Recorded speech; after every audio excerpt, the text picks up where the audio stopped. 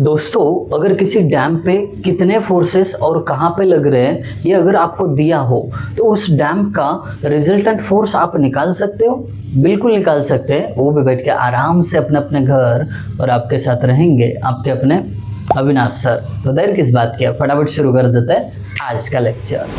तो दोस्तों जिस डैम की बात कर रहा हूँ वो आपको यहाँ पे बोर्ड पे दिख रहा होगा। ये डैम है, ये इसका अपस्ट्रीम साइड है, ये डाउनस्ट्रीम साइड है। अपस्ट्रीम साइड पे 50 किलो न्यूटन का लोड, मतलब इधर वाटर स्टोर होता है ना, तो उसका लोड 50 किलो न्यूटन है। इसका सेल्फ वेट 120 किलो न्यूटन है, डैम का खुद का वेट। और इधर डाउनस्ट्रीम साइड पे एक परपेंडिकुलर, ठीक है, इस पेज को परपेंडिकुलर 30 किलो न्यूटन का फोर्स लग रहा है। तो दोस्तों ये जो क्वेश्चन है यूनिवर्सिटी एग्जाम में पूछा गया था, तो इसको बहुत अच्छे से हम सॉल्व करने वाले हैं। ये आपको समझेगा, इसकी गारंटी मैं आपको दे रहा हूँ। बस एक चीज़ की गारंटी दोस्तों आप भी दे देना। अभी तक चैनल को सब्सक्राइब नहीं कर पाए हो तो अच्छा मौका है, फटाफट सब्सक्राइब करिए और अपने सारे दोस्तों के साथ शेयर भी कर दीजिए। ठीक है, इसी भरोसे के साथ शुरू कर देते हैं ये न्यूमेरिकल समझना। देखिए इसका हमें फाइंड आउट करना है पहली चीज़ रिजल्टेंट और उसका लोकेशन। अब लोकेशन फाइंड आउट करते हुए आपको इस ए और डी जो बेस है इसको कटिंग में जाता हुआ रिजल्टेंट दिखाना है, और उसका लोकेशन आपको एडी इस बेस के रेफरेंस में बताना है। न्यूमेरिकल पढ़ेंगे आसानी से समझ में आएगा। Got it. अब रिजल्टेंट तो पहले फाइंड आउट कर लेते हैं। रिजल्टेंट माने तो क्या होता है, R is equal to under root summation F X का square plus summation F Y का स्क्वायर। अब ये इसका मतलब क्या हुआ, समेशन एफ एक्स मतलब होता है हॉरिजॉन्टल फोर्सेस के अलजेब्रिक सम। क्या अब यहाँ पे दिए हुए सारे फोर्सेस हॉरिजॉन्टल और वर्टिकल है क्या, ये वर्टिकल फोर्सेस की अलजेब्रिक सम होती है समेशन एफ वाई। तो इसका मतलब हॉरिजॉन्टल और वर्टिकल फोर्सेस के अलजेब्रिक सम दिखानी है ना। तो अब यहाँ पे ये तो हॉरिजॉन्टल है, ये परफेक्ट वर्टिकल है, बट यहाँ पे देखिए ये क्या है, इंक्लाइन है। तो अब इसको क्या करना पड़ेगा, रिजॉल्व करना पड़ेगा। अब इस कौन से पॉइंट पे एक्ट हो रहा है, इस पॉइंट पे एक्ट हो रहा है, बरोबर। तो मैं इसकी लाइन ऑफ एक्शन थोड़ा सा आगे खींचना चाहूँगा, ठीक है, ओके। अब इसका रिजोल्यूशन कैसे होगा, देखिए ये इस डायरेक्शन में जा रहा है, इसके लिए एक हॉरिजॉन्टल कंपोनेंट ऐसे और वर्टिकल कंपोनेंट कुछ इस तरीके से एक जाएगा, ठीक है। अब ये तो परपेंडिकुलर ही रहेगा इसको, गॉट इट। अब देखना इसमें से साइन कौन सा और कॉस कौन सा, ये आपको पहचानना है। तो वो तभी पहचान सकते हो आप जब आपको ये इंक्लिनेशन पता हो, है ना, ये आपका फोर्स कितनी इंक्लिनेशन पे यहाँ पे एक्ट हो रहा है। तो इसके लिए आपको ट्रिग्नोमेट्री यूज़ करना है। अगर एक बार आपने ट्रिग्नोमेट्री यूज़ कर दी ना तो भाई साहब ये न्यूमेरिकल बहुत इजी लगेगा आपको। देखिए आपको ना फाइंड आउट करना है ये एंगल। तो देखना ज़रा ध्यान से, इसका अपोजिट एंगल यहाँ पे है, बरोबर, इसका अपोजिट एंगल यहाँ पे है। तो हमें अभी ये जो एंगल है एक बार मिल जाए ना तो इधर का हम निकाल सकते हैं। तो दिमाग क्या लड़ाएंगे, देखिए थोड़ा गौर से देखिए इस डायग्राम में सी डी ये थोड़ा स्लांट एरिया है ना, ऐसा है, सी है, ये डी है। फिर इधर देखिए अगर मैं इसको एक्सटेंड करूँ और इधर ज्वाइन करूँ तो एक ट्रायंगल बनेगा, है ना। ये देखिए ये जो है ये 90 डिग्री बन जाएगा, गॉट इट। अब इसमें ये टोटल ऊपर का 2.5 है और नीचे का पूरा एडी ऑप्शन जो है, ठीक है, इधर ओ मान लेते हैं जहाँ पे ये साइड इंटरसेक्ट कर रही है, ओ मान देते हैं। पूरा एडी जो है 5 मीटर है, बट उसमें से यहाँ पे अगर आपका ओ आ रहा है तो ए ओ कितना है 2.5, तो बचेगा कितना ओ डी डिस्टेंस 2.5। तो ये लिख लो इधर 2.5। कितना सिंपल है, बहुत सिंपल है। अब इसके बाद देखना आपको ना क्या यूज़ करना है, आपको यूज़ करना है ये front side divided by adjacent side. कैसे, देखिए ये जो आपका सी ओ है, मतलब सी ओ, इसका हाइट इसके जितना ही होगा, इसके जितना ही होगा। एक्चुअली ये जो हाइट है इधर कुछ फिगर दिया होगा, मैं चेक करता हूँ, 1 मिनट।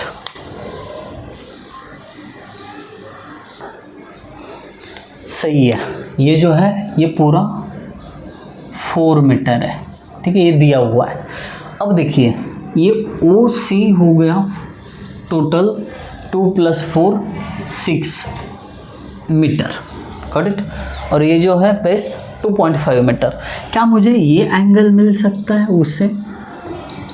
एंगल CDO, ये वाला एंगल D का एंगल मिल सकता है, क्यों नहीं मिलेगा? देखिए भाई साहब, tan थीटा चाहिए तो ये ट्रिग्नोमेट्री वाला वर्क आपने रफ किया तो भी चलता है, अदरवाइज एक काम करते हैं अपन, इधर पूरा दिखा देते कैलकुलेशन। ये 2.5 है, ये 6 है, COD। अब यहाँ पे क्या होगा? tan theta is equal to, ये अगर थीटा है तो front side divided by adjacent side. tan का क्या है trigonometrical equation? Front side divided by adjacent side. ये देखिए 6 डिवाइडेड बाय 2.5। अगर आपको थीटा चाहिए तो क्या होगा? वो होगा tan inverse 6 divided by 2.5। Therefore theta is equal to, ये देखिए shift tan inverse 6 divided by 2.5। कितना इजी है, 67.38। ये ट्रिग्नोमेट्री समझना ही बड़ी बात है। 67.38, तो ये एंगल मिल गया। अब इसका इस्तेमाल कैसे करते हैं देखिए। अब हमें कंसिडर करना पड़ेगा ये छोटा वाला ट्रायंगल, ठीक है। अब वो कैसा दिख रहा है? कुछ इस प्रकार, ठीक है। इधर का एंगल थीटा है वो वही रहेगा, आपने चाहे ये OCD लिया हो या छोटा वाला ट्रायंगल, तो ये एंगल वही रहने वाला है, मतलब 67.38। ये थीटा पता है आपको, ठीक है। अब थीटा पता है तो फिर आप ये एंगल भी बड़े आसानी से निकाल सकते हो। इसकी बात कर रहा हूँ, ये तो परपेंडिकुलर होगा, है ना, ये 90 होगा। तो अब करना क्या है, आपको ये वाला एंगल निकालना है। यहाँ पे डायग्राम में देखिए ये वाला एंगल। तो आपको बता दूँ, ट्रायंगल के इंटरनल एंगल्स की एडिशन 180 होती है। तो आपको ये 90 पता है, ये थीटा एंगल 67.38 पता है, तो तीसरा एंगल कैसा निकलेगा? 180 माइनस ये 90 और ये theta.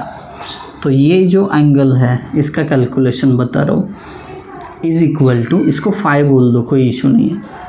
5 is equal to 180 minus ये थीटा 67.38, इसमें से माइनस ये 90 डिग्री। अगर ये कैलकुलेशन को अंजाम देते हो तो ये 22.62 मिल जाएगा। कौन सा? ये वाला 5, बराबर।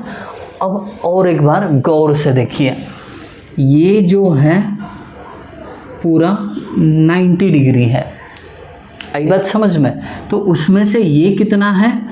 22.62। तो ये एंगल कितना मिल जाएगा? किस एंगल की बात कर रहा हूँ? 90 माइनस 5, बराबर, 90 माइनस 22.62। तो ये एंगल मिल जाएगा आपको। आई बात समझ में? क्यों? क्योंकि ये और ये एक दूसरे को परपेंडिकुलर है, तो ये एंगल पूरा 90 होना चाहिए। उसमें से 5 पता है, तो ये बचा हुआ आराम से निकाल सकते हो। कैसे आएगा? 90 माइनस 22.62, 67.38। बहुत बढ़िया।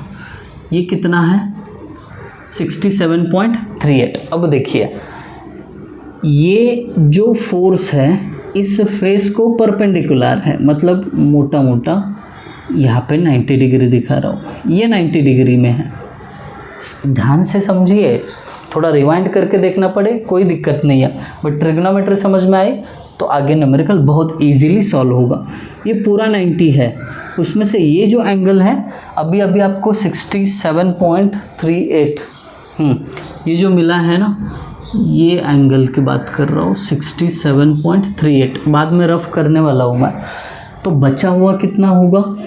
ऑब्वियसली ये पूरा अगर 90 है उसमें से आपको ये 67.38 मिल रहा है, तो बचा हुआ एंगल 90 माइनस ये करो, मिल जाएगा। मतलब वही हो गया 22.62। आई बात समझ में? तो फाइनली 22.62 ये एंगल मिल गया आपको, ठीक है। हॉरिजॉन्टल के साथ बनाया हुआ एंगल आपको मिल गया। कितना आया? 22.62। तो अब इस एंगल को लेके आप कंपोनेंट लिख सकते हो। अभी देखिए हॉरिजॉन्टल के साथ एंगल बना दिया है, इसके लिए हॉरिजॉन्टल कंपोनेंट होगा, यहाँ पे लिख देता हूँ 30 cos 22.62 और वर्टिकल 30 sin 22.62। कितना परेशान हो रहे थे आप लोग, अभी आया समझ में? कहीं ना कहीं से रिलेशन लग ही जाता है। तो ऐसे केवल डायग्राम अच्छे से ड्रॉ करने पे आपको ये आंसर मिल जाता है। तो इसी टाइप के और एक दो न्यूमेरिकल करने वाले हैं, तो टेंशन लेने की ज़रूरत नहीं है। अब क्या करेंगे हम? समेशन एफ एक्स शुरू कर देंगे। Summation F x is equal to horizontal forces के अलजेब्रिक सम। पहला horizontal force 50 kilo newton right में जा रहा है, इसके लिए प्लस 50। यहाँ पे देखिए ये जो फोर्स है लेफ्ट में जा रहा है, इसके लिए minus 30 into cos 22.62। Actually diagram में थोड़ा और बड़ा निकालता तो और इजी हो जाता। ये तो वर्टिकल है और कोई हॉरिजॉन्टल फोर्स नहीं है, तो इन्हीं का कैलकुलेशन क्या होगा? समेशन एफ एक्स देख लेते हैं। 50 minus 30 into cos 22.62 is equal to 22.31। तो ये कितना आया? 22.31 किलो न्यूटन। Very good. अब summation F Y, vertical forces, ये तो हॉरिजॉन्टल है, ये वर्टिकल डाउनवर्ड जा रहा है, इसके लिए माइनस 120। ये भी डाउनवर्ड जा रहा है, इसके लिए minus 30 sine 22.62। Got it? Very good. एक फोर्स, दो फोर्स, तीन फोर्स, ये वर्टिकल है, ये वर्टिकल है, ये हॉरिजॉन्टल है, इसको कंसिडर नहीं किए हैं हम। माइनस 120 माइनस 30 इंटू साइन 22.62 131.53 मतलब 54 131.54। बट ये आंसर आ रहा है माइनस में आ रहा है। इसका मतलब ओवरऑल इफेक्ट डाउनवर्ड जाएगा, ये प्लस में आ रहा है, इसका मतलब ओवरऑल इफेक्ट राइट साइड में जाएगा। मतलब रिजल्टेंट लगेगा इस डायरेक्शन में, है ना? देख रहे हो, थोड़ा सा राइट में जाएगा फिर नीचे जाएगा, मतलब इस डायरेक्शन में रिजल्टेंट एक्ट होगा। ठीक है, रिजल्टेंट मतलब क्या? Under root summation F x यानी 22.31 इसका स्क्वायर प्लस 131.54 इसका स्क्वायर। भले ही माइनस में आपका वैल्यू आया हो, इधर स्क्वायर करने के बाद प्लस होने वाला है, तो मैंने डायरेक्टली प्लस ही पुट कर दिया। 22.31 का स्क्वायर प्लस 131.54 का स्क्वायर 133.42 किलो न्यूटन। ये रहा रिजल्टेंट। अब रिजल्टेंट के बाद कौन सी चीज़ आपको फाइंड आउट करनी है? हमें फाइंड आउट करना है उस रिजल्टेंट का इंक्लिनेशन। थको मत भाई साहब, अभी थोड़ा सा सॉल्यूशन बचा है, एंड तक बने रहिए। आपका ज़्यादा टाइम वेस्ट कहाँ पे हो जाता है? ये ट्रिग्नोमेट्रिकल चीज़ों में। तो एक बार ये हो गया ना तो बाकी काम बहुत ईजी है। Tan theta angle find out कर रहे हैं, क्या होता है? Summation F Y upon summation F X. तो theta is equal to tan inverse summation F Y कितना है? 131.54 प्लस में वैल्यू पुट करना है डिवाइडेड बाय 22.31। तो एंगल अभी पता चलेगा रिजल्टेंट का, निकाल लेते हैं। Shift tan inverse 131.54 divided by 22.31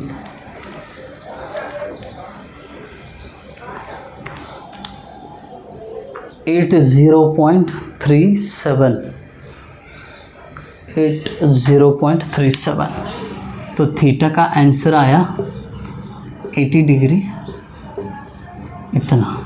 got it. तो अभी आपको जो रिजल्टेंट मिल रहा है वो कहाँ पे दिखाना है, यहाँ पे। उसका एंगल विथ हॉरिजॉन्टल 80 है, तो कुछ इस तरीके से आप दिखा सकते हो।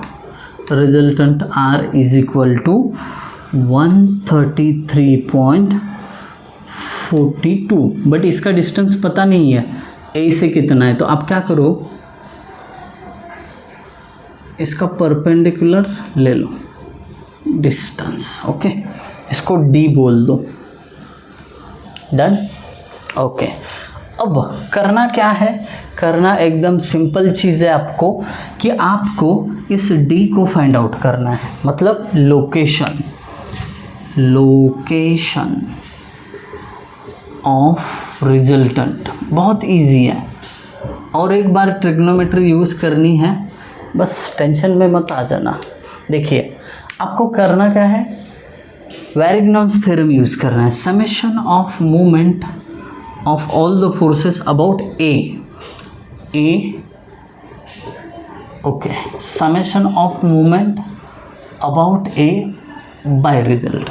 ये वैरिग्नॉन्स थ्योरम कहता है कि सभी फोर्सेस की मूवमेंट अगर आपने ए पे ली तो उनका मूवमेंट इक्वल आता है, किससे, रिजल्टेंट के मूवमेंट से।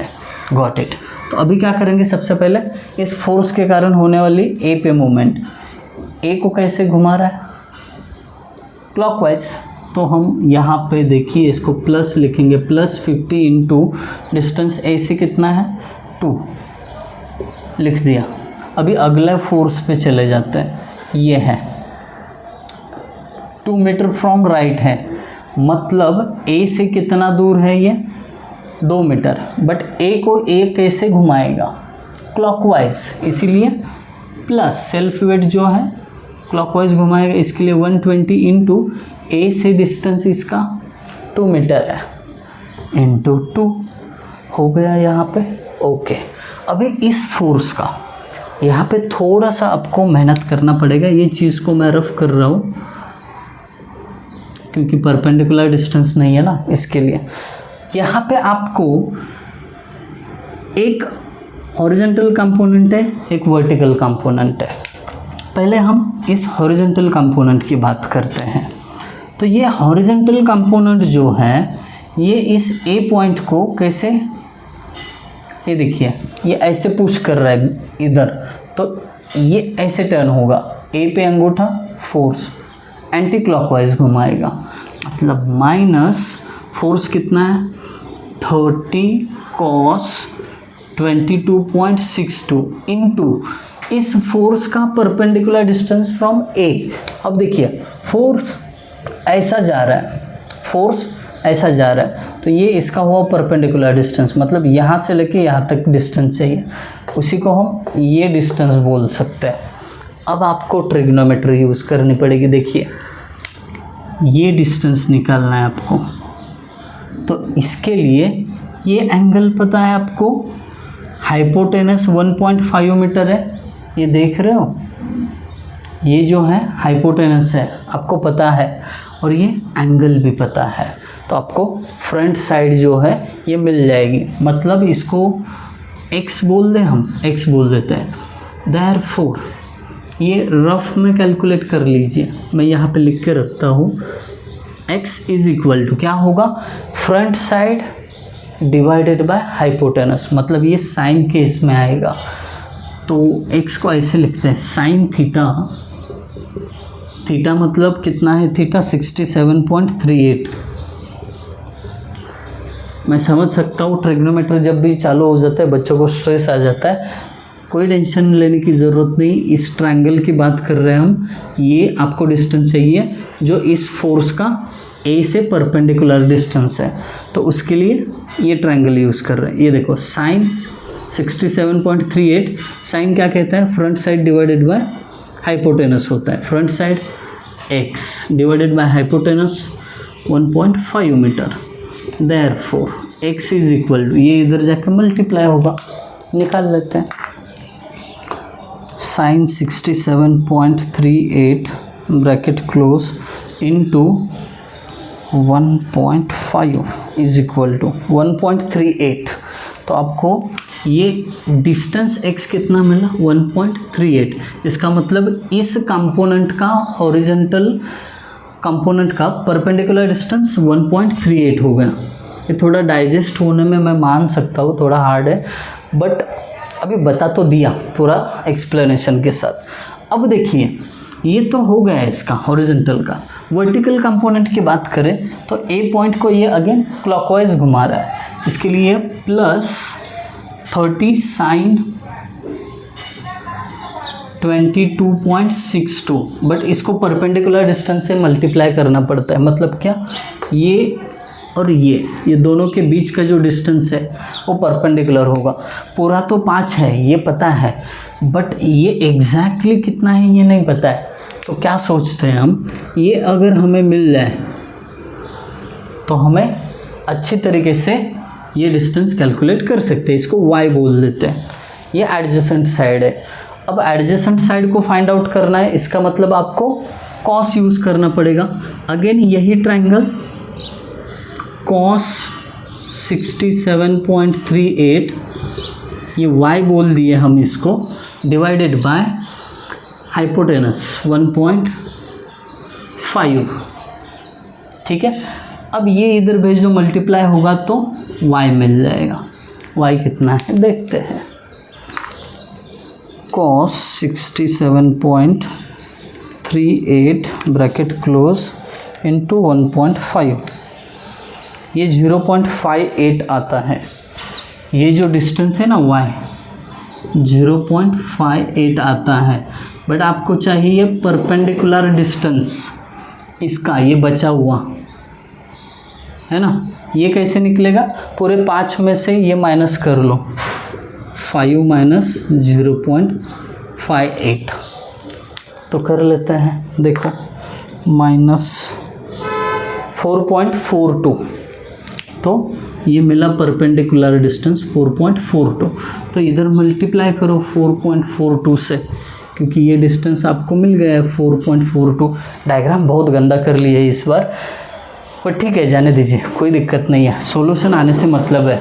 तो लेफ्ट साइड हमारा हो गया, फोर्सेस की ए पे मूवमेंट ले ली, बट राइट साइड बाकी है, इज इक्वल टू, यहाँ पे क्या है, रिजल्टेंट आर के कारण ए पे होने वाली मूवमेंट।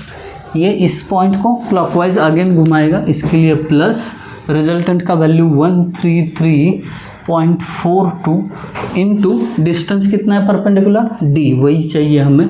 तो अब इसका कैलकुलेशन करोगे तो आपको डी मिल जाएगा। ठीक है, अब क्या करना है, इक्वेशन में वैल्यू पुट कर देना है। तो ये आप कर लोगे, इक्वेशन में वैल्यू पुट कर दो और डी की जगह क्या करो, एक्स पुट करो और हमें बता दो कि डी आपको कितना मिला। आज थोड़ा ट्रिग्नोमेट्री पे ज़्यादा कसरत हो गया, एक यहाँ पे ये एंगल फाइंड आउट करने में और दूसरी कसरत हो गई ये y और x डिस्टेंस फाइंड आउट करने में। ठीक है, कोई बात नहीं, अगर आपको समझ में आया होगा तो ज़रूर कमेंट कर देना कि सर हमें न्यूमेरिकल समझ में आया, और अगर आपके कुछ सजेशन रहेंगे तो भी कमेंट कर देना। और आपको वीडियो बहुत ही अच्छा लगा, सुपर थैंक्स का बटन दिया हुआ है नीचे, सुपर थैंक्स भी बोल सकते हैं। Thank you guys for watching video, thank you so much.